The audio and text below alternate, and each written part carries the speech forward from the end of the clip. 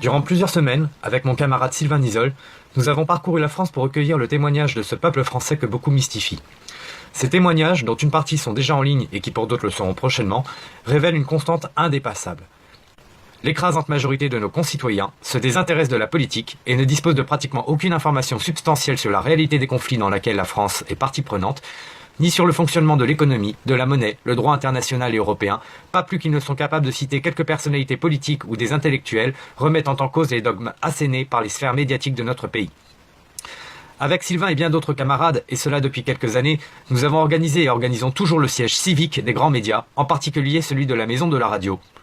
Nous sommes ainsi quelques minorités agissantes à œuvrer malgré le désintérêt de tous, à tenter d'engager un rapport de force avec les institutions les plus sensibles et en lien avec le niveau d'information dont peuvent disposer les Français pour développer leur sens critique et leur intérêt pour la politique. C'est un travail militant épuisant, mais nous avons toujours tenu bon. Cependant, il est temps d'une part de répondre aux critiques portées par les lâches et les défaitistes, tout autant qu'il devient nécessaire de pointer du doigt ces personnalités politiques que nous avons approchées et qui, malgré la censure, les calomnies constantes et leurs difficultés à se faire entendre, se refusent constamment à nous soutenir. Commençons d'abord par celles et ceux qui, lorsqu'ils disposent d'un faisceau de connaissances minimum en politique et sont au courant des initiatives que nous proposons, ne cessent de s'en faire les critiques, alors que leur immobilisme devrait les pousser à plus d'humilité, si ce n'est se taire face à celles et ceux qui, contrairement à eux, agissent. Qui sont ces gens ? Ce sont des lâches, et qu'importe si mes mots peuvent heurter. Je n'évoque pas ici les quelques dissidents qui, pour des raisons matérielles ou de santé, ne peuvent se déplacer. Je parle bien de celles et ceux qui ne peuvent raisonnablement invoquer de tels prétextes à leur inaction, mais s'efforcent de signifier que tout ce que l'on peut faire ne servira jamais à rien. Allons bon. Qui peut croire raisonnablement que si le groupe Radio France était assiégé par des dizaines de milliers de gens durant plusieurs semaines, qu'il ne se passerait rien ? Qui peut raisonnablement proclamer que les journalistes du service public resteraient indifférents à une telle menace de débordement à leur encontre ? Qui peut laisser entendre que les choses sont statiques, immuables, et qu'il n'y eut jamais aucune crise politique générée dans l'histoire par le peuple pour conquérir des droits sociaux et démocratiques qui n'existaient pas jusque-là ? La mémoire des peuples est toujours à géométrie variable pour les paresseux.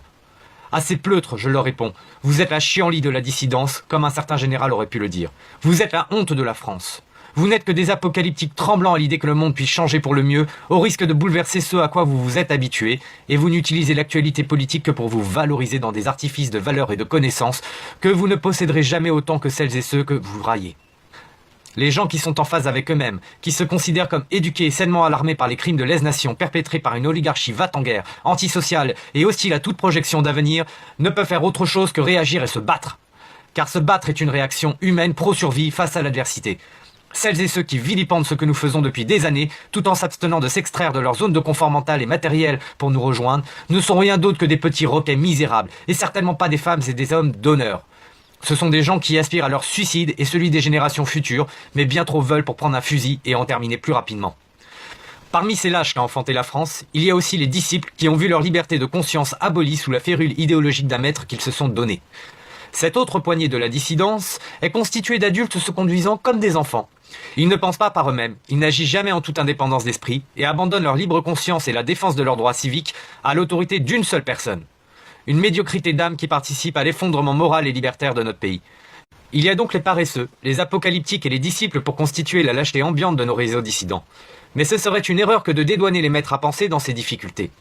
Durant ces dernières semaines, nous avons approché un certain nombre de personnalités politiques et intellectuelles pour les encourager à nous suivre dans ce rapport de force nécessaire entre le peuple et l'oligarchie, qui néanmoins se veut légal, pacifique, ordonné et parfaitement stratégique, puisqu'il s'agit d'occuper la maison de la radio.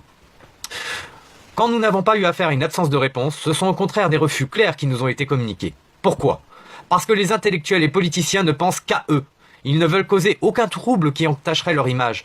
Ils ne veulent surtout pas se montrer menaçants avec des journalistes qui les censurent, ne veulent se fâcher avec personne en acceptant de jouer un jeu transpartisan qui les obligerait à parler avec toutes les autres victimes politiques de la censure et de la diffamation. Ils feront tout pour que rien ne change, mais que leur aura en reste indemne. Les chefs de parti, autant que leurs principaux lieutenants, sont tout aussi veuls qu'une partie de leurs propres militants. Ils peuvent nous expliquer à quel point le monde va mal et à quel point la censure sévit sur leurs propositions, mais jamais au grand jamais, ils n'accepteront de s'engager sur un rapport de force qui suppose quelques prises de risques politiques. Ils pensent que cela ne pourrait que démolir leur long travail d'approche avec la presse aux ordres, les couper du reste du peuple et nuire à leur singularité politique. À aucun moment, ils n'imaginent que pour l'essentiel de nos concitoyens, cela serait vu comme la preuve d'un vrai courage politique et moral et la possibilité d'enfin disposer d'informations qui leur étaient inaccessibles jusque-là. Alors sur qui nos minorités agissantes peuvent-elles compter ? Et bien sur vous qui écoutez ce message. Vous êtes peut-être madame ou monsieur tout le monde, un dissident qui comprend la portée souhaitée de notre initiative, une personne qui jusque-là ne trouvait pas le courage en elle-même afin d'agir, ou même un politicien ou intellectuel qui, sous la pression de ses militants et une meilleure réflexion intime de la situation politique de notre pays, décidait finalement de rejoindre nos premières troupes. Cela tous les samedis après-midi devant la maison de la radio pour commencer, puis dans une série de cortèges et rassemblements plus conséquents devant la majorité des grands médias parisiens qui vous seront communiqués dans les prochains jours. Nous avons besoin de femmes et d'hommes qui fassent montre de courage, d'honneur et de combativité. La situation est extrêmement périlleuse pour la France. Nous vous appelons à agir.